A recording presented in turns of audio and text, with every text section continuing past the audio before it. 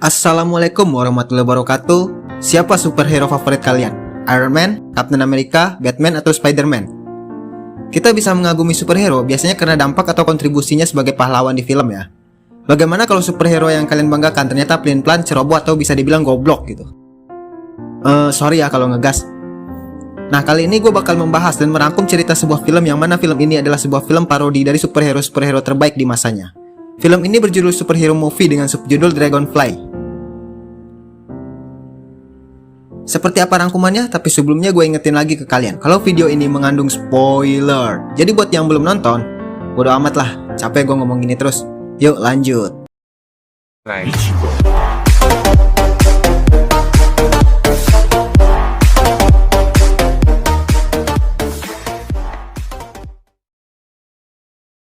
Film diawali dengan diperlihatkan seorang pria bernama Rick sedang mengejar bus sekolah yang ingin melakukan study tour karena dia telat. Scene ini terlihat seperti scene di Spider-Man yang dibintangi Tobey Maguire ya. Dan kemudian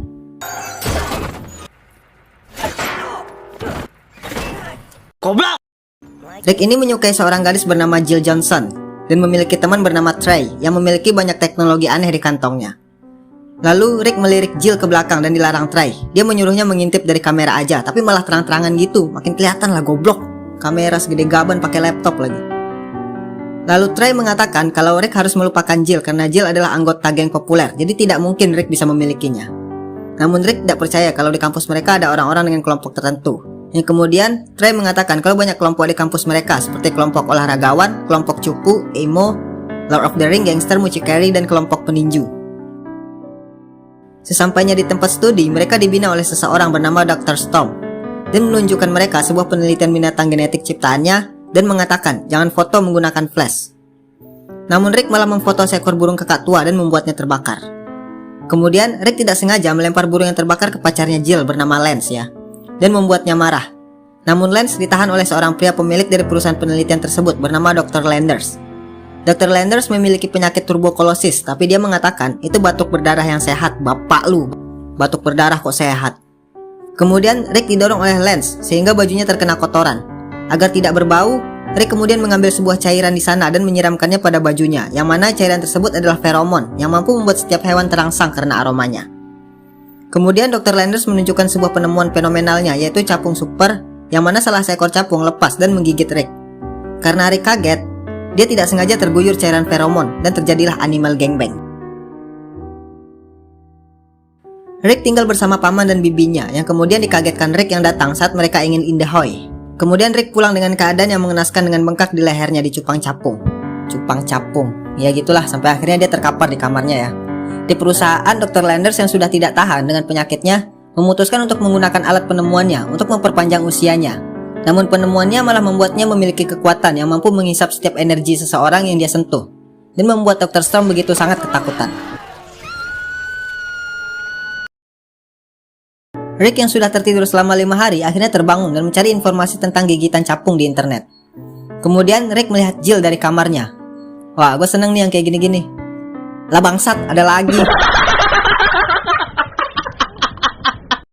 Kemudian Rick dipanggil pamannya dan saat kembali, lah kok jadi gini bangsat? Di kampus mereka kedatangan seorang penemu jenius yaitu Dr. Hawkins.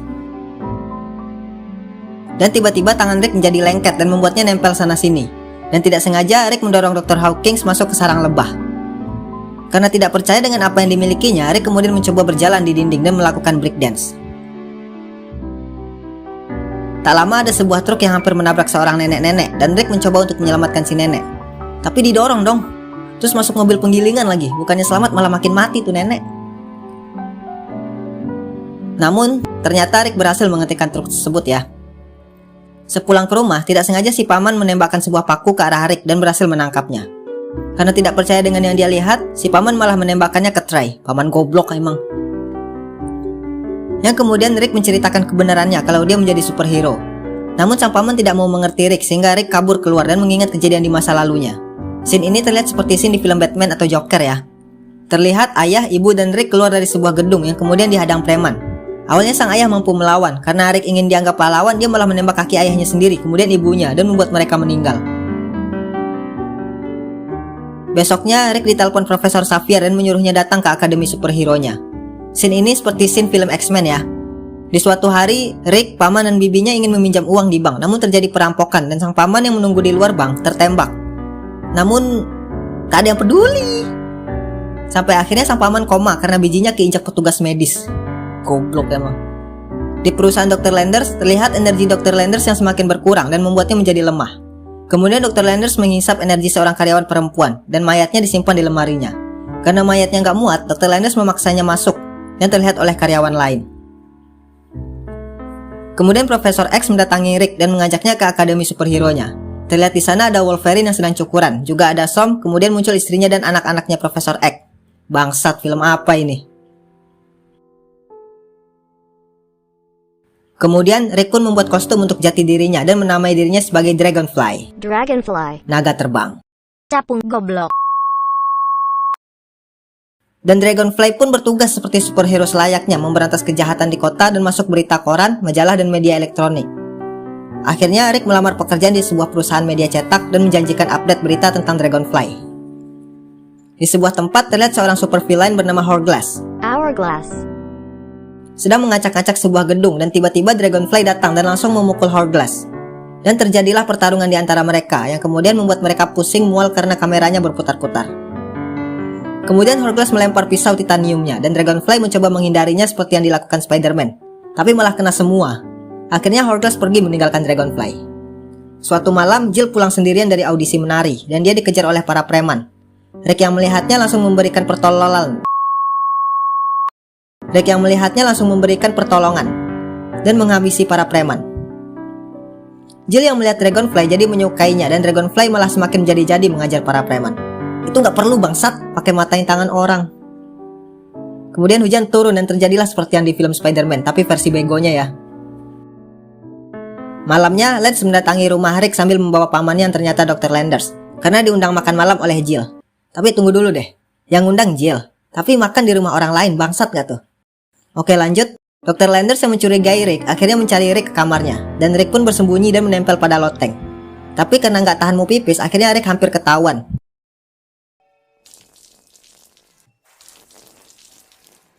Harusnya kan darah yang menetes ya, kenapa kencing bangsat? Dan di meja makan, Rick dan Dr. Landers akhirnya saling mencurigai karena bekas luka pada masing-masing dari mereka. Malamnya saat Rick dan Jill beres-beres, Hourglass datang ke rumah Rick karena sudah mengetahui kalau Rick adalah Dragonfly dan membuat sang bibi akhirnya tewas. Kemudian dokter mengatakan kalau pamannya sudah sadar dari koma dan jangan mengatakan kematian istrinya karena bisa membuat dia kembali koma. Tapi pas masuk malah si dokter sendiri yang bilang, goblok. Keesokan harinya, di pemakaman, sang paman tidak bisa menerima kepergian sang istri dan langsung memeluk tubuh di peti mati tersebut. Namun ternyata itu bukan mayat istrinya ya, melainkan mayat istri orang lain. Tapi malah ketagihan. Sat. Kemudian sang paman tidak sengaja merubuhkan peti mati istrinya dan membuat mayatnya terbakar. Dan memberikan kupon gratis untuk kremasi. Film apa ini bangsat, sempet-sempetnya nyari gratisan. Jill yang simpati kepada Rick akhirnya menyampaikan perasaannya kepada Rick. Namun Rick menolak karena nggak mau jadi yang kelima. Bangsat nggak tuh? Siapa juga yang mau jadi yang kelima? Akhirnya Rick menjalani hari-harinya dengan kesendirian. Namun akhirnya sang paman kembali menyemangati Rick untuk kembali menjadi superhero untuk membantu orang-orang. Kemudian Rick dan Trey pergi ke sebuah tempat yang sedang mengadakan pertemuan para penemu. Dan Dr. Landers memenangkan sebuah penghargaan. Kemudian Dr. Landers mengatakan kepada Rick kalau seseorang di podium adalah Hourglass. Dan tanpa pikir panjang, Rick yang sudah bertransformasi menjadi Dragonfly langsung menghajar seorang biksu di sana. Kok goblok banget ya superhero satu, aduh. Dan terjadilah kekacauan di acara tersebut. Dragonfly yang melihat Hourglass langsung mengejarnya, namun dia malah masuk ke sebuah tempat yang sedang mengadakan pesta kostum superhero. Singkat cerita, Hourglass akhirnya ketemu dan terbang menggunakan kursi terbangnya. Dan Dragonfly langsung menemui Hourglass yang berada di lantai atas, yang ingin menjalankan misi jahatnya untuk menyerap energi manusia secara massal. Kemudian Hourglass melemparkan bom waktu pada Dragonfly dan menempel di titiknya. Kemudian Dragonfly menghadapkan titiknya yang mengandung bom ke wajah Hourglass dan meledak, dan akhirnya hancur. Karena ledakan itu, Jill terlempar jatuh dari gedung. Dan Dragonfly yang tidak bisa terbang mengorbankan dirinya untuk menyelamatkan Jill. Setelah mendapatkan ciuman dari Jill, akhirnya Dragonfly memiliki sayap dan bisa terbang, dan berhasil menyelamatkan Jill dari maut. Kemudian sang paman datang bersama Dr. Hawking dan tidak sengaja membuat Dr. Hawking terjun dari gedung dan film pun selesai. Oke, itulah rangkuman alur cerita dari film superhero movie dengan subjudul Dragonfly. Dan gak ada petikan positif yang bisa diambil dari film ini, kecuali hanya membuat kalian terhibur ya. Terima kasih untuk kalian yang sudah mampir di channel Mainin. Jangan lupa like, share, komen, dan subscribe channel Mainin. Saatnya gua undur diri dan jamatane.